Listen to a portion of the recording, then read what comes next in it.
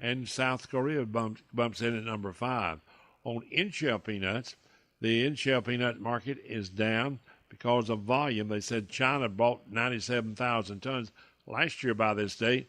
They've only bought 30,000 tons this year. Mexico's the number 2 buyer on in-shell, followed by Canada and Germany. But overall, exports are down 30.6% in the U.S. after the first 5 months. Can we bring it back, Doctor? Yes, but we have to keep it covered, Igor. Understood, Doctor. And be sure to keep living roots in it throughout the year with diverse plants and rotations. And remember, do not disturb it. Are you mad, Doctor? No, just a little upset. I don't like to see soil treated like dirt. Learn more about the basics and benefits of soil health. Contact your local USDA Natural Resources Conservation Service office today. For more on today's news, we invite you to log on to our website, southeastagnet.com. I'm Tyron Spearman for Southeast AgNet.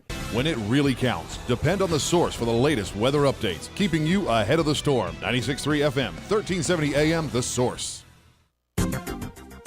Today will be mostly sunny with a high of 82 to 85, then clear skies tonight, low 64 to 68. Wednesday will be partly sunny and very warm, high tomorrow 83 to 87. Then Thursday will be mostly sunny with a high of 85 to 89.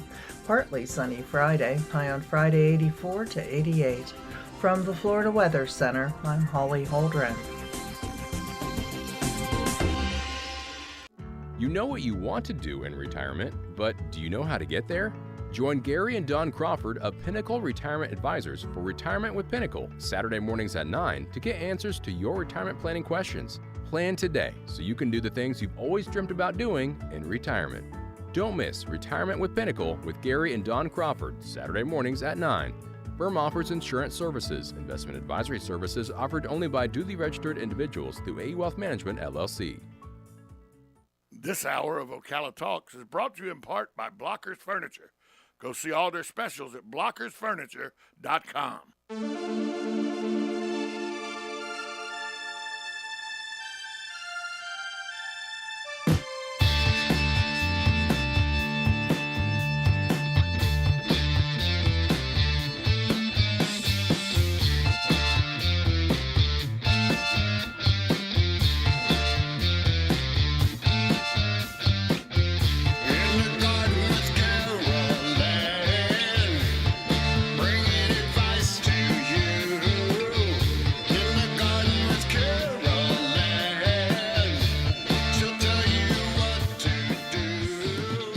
Right. It's Master Gardener Carol Ann Baldwin. She's with us every Tuesday. Carol Ann, good morning. Good morning, good morning. I'm back. You are back. you are back. You're with us. I am with us. Yep, live and in person, not Mount Memorex. It's summertime, Carol Ann. No, it isn't. It's still February ugly. It's going to be 88 degrees Friday, Carol Ann. Yeah. It's almost 90. It's Florida. It's summertime. It's spring. But it'll only be 90 for 45 minutes. It does take a while to warm back up every morning. Yeah, because the overnight lows have been in the low. Upper 40s, low 50s. This morning I got in my car, and it's got the little the thermometer. Yeah. And I put it at a 5 degree. Okay, variation. Right. And when I got out there this morning, I went and as I walked out, I was like, my wife says, "Where's your tea glass?" Right, for having your and I'd left it in the car overnight, so I had to go outside to get it about 30 minutes before I left for work. And I walked outside and what I have on, and I went, it's a little chilly. A little cool, yeah. So I'll crank the car. So I cranked the car and got it set at 52 degrees. Yeah. And so, even when the sun comes up and all, it's probably, what is it now? Probably 70 degrees, 60-something degrees. Let's see, we'll bring that up there. It was 59 at 10 minutes to 8. It's 69 now. Yeah. 69. So going to 85. Right. But it's still, 2 hours from now it'll be in the mid-70s.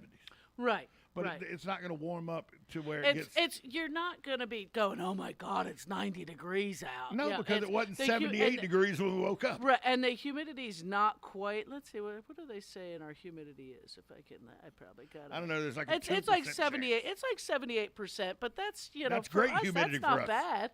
Yeah, I mean that's not bad for a peninsula. I mean, remember, there's going to be mornings very soon where you walk outside at 78 degrees, 80 degrees, and humidity's 100%. Exactly, yeah, 99. with the sun in the sky. Right. Yeah, high humidity does not mean it's raining. Yeah, people always think, well, if it's 100% humidity, it's raining. That's not what it means. Precipitation is when it's raining. Yeah.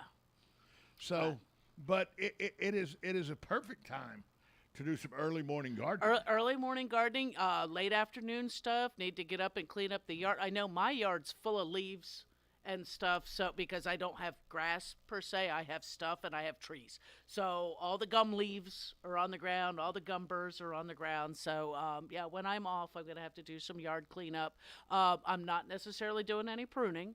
I've got a couple of I should have taken a picture of that really ugly plant because I should have taken a picture before it got hit with the cold and after. And it looks it looks dead. Oh, my mom looks dead. But it should.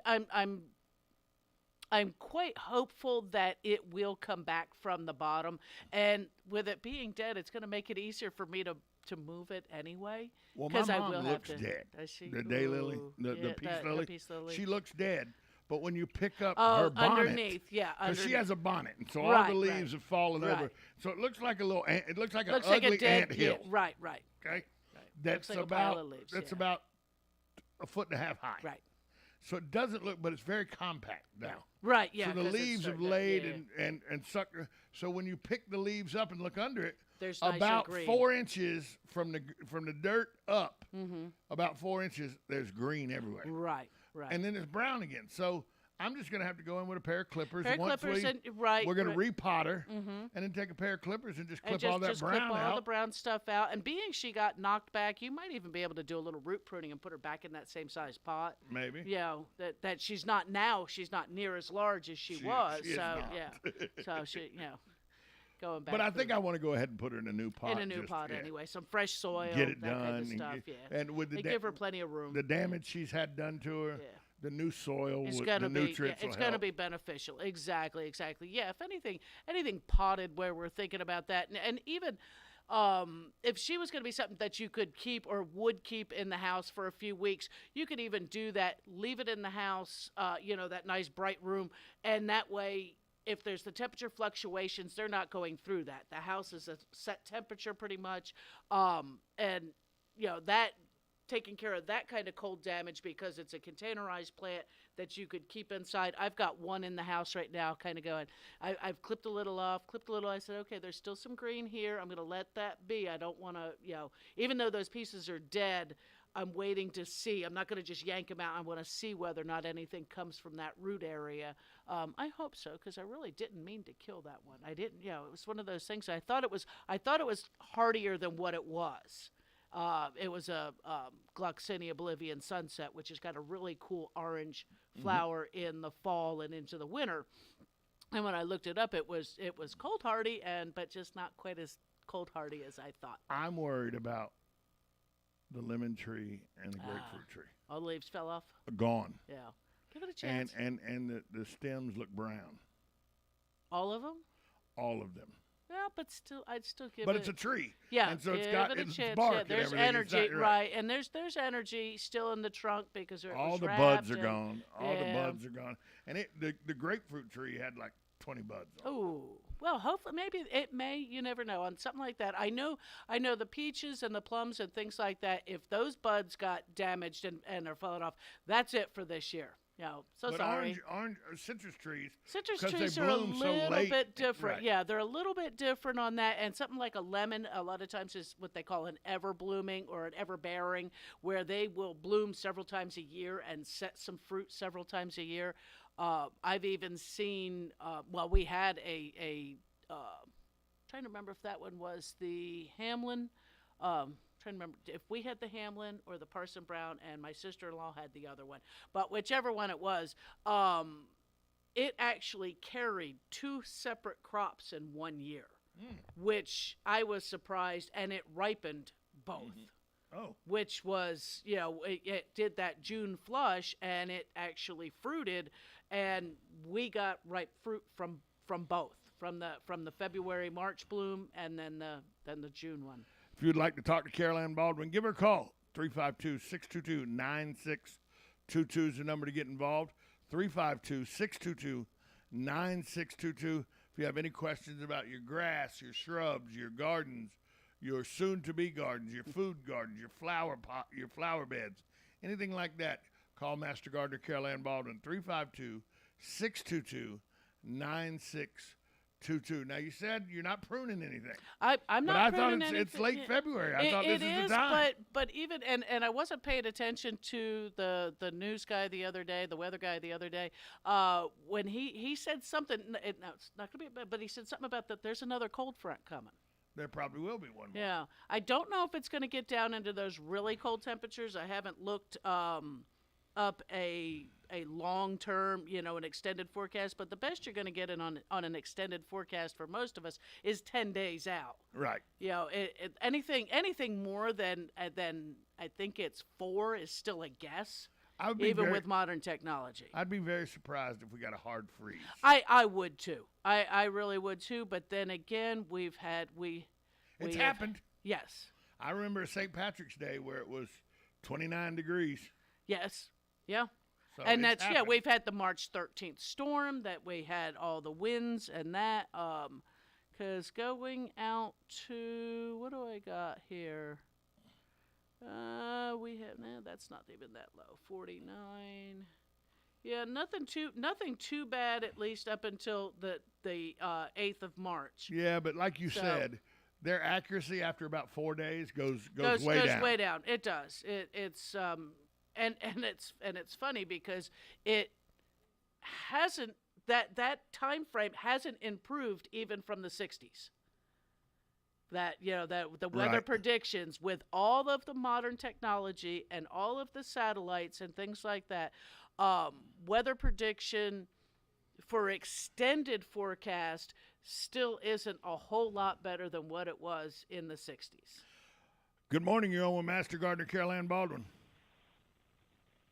Hey, good morning. Good morning. I don't get to listen often, so perhaps you've answered this previously, but I've got a bed with several knockout roses in it, and my question would be, when's the best time to cut them back? How much do you cut them back? And are there any particular fertilizers you should not use on them? Oh, okay. You can cut knockouts. Knockouts are fantastic for the sake that you can cut them back pretty much at any time. But here it is with February. Usually I think of roses and I think of Valentine's Day, and that you can cut them back then. But this is a good time still, and you could take them. About how tall are they? They probably range from 1.5 feet to 3 feet. Okay. Boy, that 1.5 feet's a little guy. That's a small one. Yeah, that one I probably wouldn't prune a whole lot, but I would take that one, get it shaped up. You can take the other ones down to say about a foot, and that way everything, because it'll take it about 6 weeks to really flush out real good, and you'll have all kinds of nice new growth. Clean out well around them. Roses love cow manure. So if you got yourself a bag of black cow or something like that, and throw several shovelfuls up underneath there, just rake it smooth. I don't know if there's any fertilizers not to use on roses, but I am a fan of the ones that have the systemic insecticide. Just because, and it's a pelletized form. So it's a slow fertilizer. It's going in. You've cut everything back, so this is not that it's going into any buds or anything like that, but it does help with some of the insect issues that they can have. Mm-hmm. Do you recommend a liquid solution of like Miracle Grow from time to time? I've just never been a big fan of the liquid fertilizers in landscape plants. Only for the sake that when we water, it washes it away. So the pelletized or the granulated type fertilizers are much longer lasting, and so they feed more efficiently over a period of time. It's like having breakfast, lunch, and dinner all month long versus, oh, here we go, we're going to have an energy drink with a blast of a liquid fertilizer. Yeah. Excellent. Thank you so much. Yeah, you're welcome. Thank you for the You're call. welcome. Yeah, that with any of the fertilizations, and we are getting ready to start that. I mean, another couple weeks, go ahead and get you a bag of fertilizer. There's several out there. Many people like the truly pelletized fertilizers, which are like the Osmocote, the Dynamite. I'm sure each store has their own brand, and they do. They look like little pellets almost, and they're all like either one color or there's 2 or 3 colors in the container. In potted plants, you're using like a spoonful of it, and it's going to feed those the plant in a container for months and months. In the landscape, you're going to use it. I would be looking for some that might say Florida formula or Southeastern formula, because what it is the coatings on them are set up for our temperature and humidity. You figure we're not like, as I say very often, we're not like other states. We're going to 88, 90 degrees, today or by the end of the week for just a short time, but our humidity is going to start to creep up over the next, period of weeks, period of months.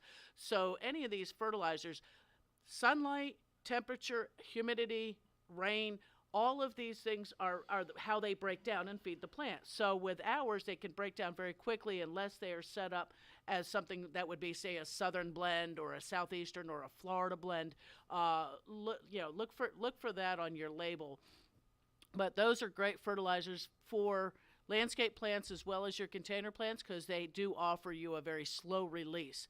There are some other ones, and I'm sure there's more than one brand, but there's some out there that are like for the whole landscape that are more of just your granulated fertilizers that you can put out by the handful or your hand spreader and things that are like an 8010. Sometimes you might find like an 8210. Might have a 4th number in there. That's usually just an iron source. I believe on that when they might give you an 8212 5, and that 5 is like 5% iron in there. Not all the plants need it at all the times, and a lot of them flip your bag over, read your ingredients, read your levels in there, because a good fertilizer is not going to have, they'll have more than just the 8010, the nitrogen, phosphorus, and potassium. They will then also have your magnesium and manganese and boron and iron and things like that. That's something else you're looking for in a bag of fertilizer. We will be getting ready, first of March, you can probably, on your landscape plants, start putting that down. If your mulched areas, go ahead and pull that mulch back, get your fertilizer around there, give them a good drink of water. We've been dry. Yes. We have been dry. Landscape plants don't need to sit on irrigation unless they're newly planted. Established plants need water when we're very dry. So get your fertilization down, give them a good drink of water, fresh mulch on top. Remember not to volcano mulch, which means to bring that mulch all the way up into the stems and up on the trunks or up on the stems of the plants. Leave a little hollow between your mulch and the stems of the plant. And that way you can even water if you find yourself hand watering some of those more established plants. 622-9622 is the number to call if you want to get some advice from Master Gardener Carol Ann Baldwin.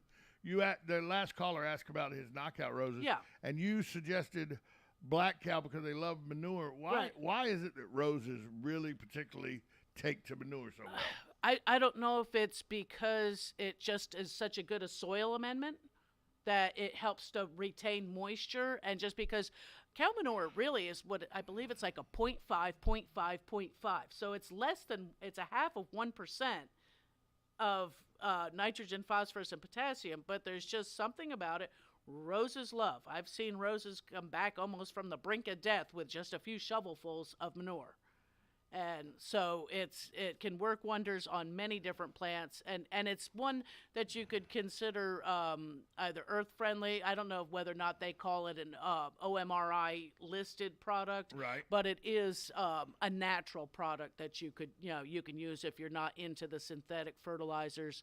I personally stay away from some of the organic fertilizers. I've used them, but I've also then had raccoons and possums dig up the vegetable plants or the beds or the pots, knock them over, tear it up completely because they can smell it. There is an odor in those, and even if it's not offensive to us, it's surely attractive to them. And sometimes they'll even dig in them because you've got great soil in there, and they're hunting for the earthworms that are going in there. They will turn over a bed for you. That's for sure. Yeah, and it's just because they're looking for a food source. Right, they're looking for a food source, and so that's another reason when we're doing our compost bins is that we're not putting those meat products. Because if you think about it, a lot of the or many of the organic fertilizers are fish meal.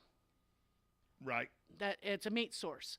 Or it smells like a food source for them. It's been processed, but so it's nothing. Or feather meal, poultry meal, all of these things that to come them from it an smells industry. like chicken. To them, there's KFC and Long John Silver's buried in the yard there.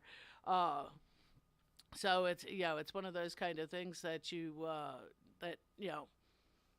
I've had an issue with, but then again, I have, in my neighborhood, I've got raccoons, I've got possums, I've got armadillos all through the neighborhood. The only thing I don't think I have is bears, deer, and coyote. But the coyote may be there. I want to give a thought to you here for a second. Mm-hmm. They just came behind my house. Right. And ripped all the chain link fence up from the county to re-fence the retention pond. Oh, okay. And they also cut the retention pond a little sharper and everything. Okay, clean that up. Yeah, make it a little deeper. Took some or whatever. trees out that were invasive trees, like China berry trees and everything. Yeah. Because they were tearing the fence up and Right. everything. So I asked the guy, I said, how many projects like this do you have going on? He goes, they're going on all over the county right now. This is our spring cleaning time. Right. And he gave me a bit of information that I hadn't thought about. He goes, make sure you carefully watch your dogs and your pets and all, because we don't know what we're freeing up out here. That's, And I thought about that, and because messing with habitats like that and all, in those deep grasses, you could get rabbits that are on the move. You can get snakes that are on the certainly, move. yeah. You can get moles and armadillos. Mm-hmm. Things that not only can hurt your pets, but they can hurt your yard as well. Right, and your garden as well. Right, exactly, yeah. Like in my neighborhood, I've had some. They cleared a lot next door to me, so that quite possibly why I had more activity. I actually had more hawk activity because now he can see he can see the mice and things like that down in there. So that to me was quite a benefit on that part of it. But yes, when they're working on those areas, and there's a good chance that they're actually making those retention areas better. Not just cleaning them up, but actually improving the function of them. Oh, yeah, the way they shaved it and everything. The way the it's function flow of better that, down. right? The function of that as a filtration system, and that's what retention ponds are. They are storm water collection filtration as it goes down into the aquifer, because anything below the surface of our ground is going, whatever you put on the top is going down through. They come back in and re-sod it and everything. Wow. Then in the bottom, they scrape the whole bottom, but then they come back and do seed all in the bottom. Okay. So when you look over there now, the bottom was scraped, but It's now got you the, can see yeah, Bahia the little, coming back up. little green showing up now. Yeah. And he said we do that. We scrape the surface off, soften the surface up sometime so it drains allows better. percolation, allows the percolation to go through. And it could too be that they're disposing of contaminants at the same time, because if they scoop that up and out of there, that's any contaminants that maybe have been sitting down there for 5, 6, 7, 10 years. Whenever the last time they said was 5 years ago. Okay, so yeah. And I mean, you don't think about that because it had grass growing and everything, But you don't think how stagnant that dirt has become. Exactly. Of things that have collected down in there that can be removed by taking out that top layer of soil out of there and just redoing it, because the grasses do absorb. That's what plants absorb, pollutants. That's why we like to have plants around. I was amazed at what they did. They shaved the top probably 1.5 inches off. Okay. And then they came in with tillers and tilled the whole thing up. Really beat the dirt up and turned it over and everything. Right. And then came back and put the seed on top of that. Put the seed back on top and let it because do its thing. it is a filter system. That's what they're doing. It is. They're not designed. They're designed to take storm water when it runs off, so that it doesn't flood streets and all.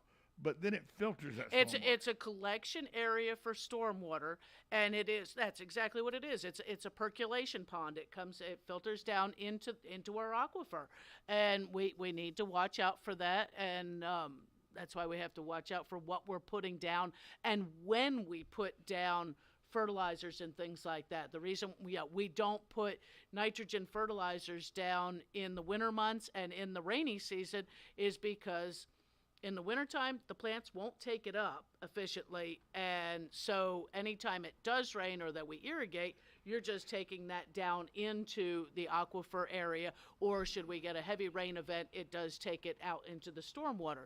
In the summer months, we know we have all that rain, that we don't want that nitrogen source just washing off. Everybody, I'll put my fertilizer down because they said it's going to rain on Thursday. It's like, wait till Friday and put your fertilizer down after it rains. At least you want a few days of putting it down and watering it in. And though I don't really recommend, and neither do sod growers, weed and feed products. If you're putting that down, you need to read and follow the directions. You may need to turn your irrigation system off for a week. Read the directions on when you should water it in. You want it to work efficiently. You don't want to waste your money. No, you don't want to pour it down the retention pond. Exactly. We got to take a break. When we come back, more of your calls, 622-9622. That's 352-622-9622. Any questions you have about your lawn, your garden, your flower beds, the inside house plants, hanging plants, anything, ask Master Gardener Carol Ann Baldwin. If she doesn't know the answer, she'll definitely get it to you within the week. This is WOCA Ocala Talks with Tom Schmitz on The Source. Broadcasting from the Ocala International Airport, this is WOCA AM, W242CA FM, Ocala, 1370 AM, 96.3 FM, The Source.